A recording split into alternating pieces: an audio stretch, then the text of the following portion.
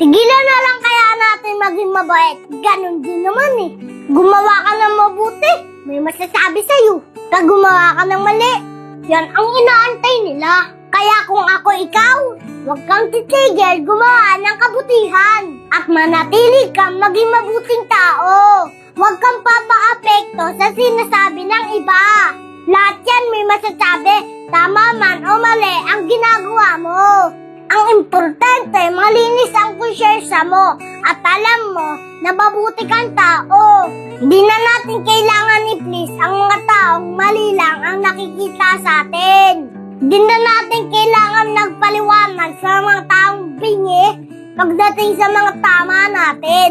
Huwag mong baguhin yung sarili mo para lang ikatuwa ng iba. Mabuhay ka ng payapa at walang tinatapakan na tao. May pananalig sa Diyos at marunong rumispeto. Yun lang, Master. Sigurado ako na magiging payapa ang buhay mo.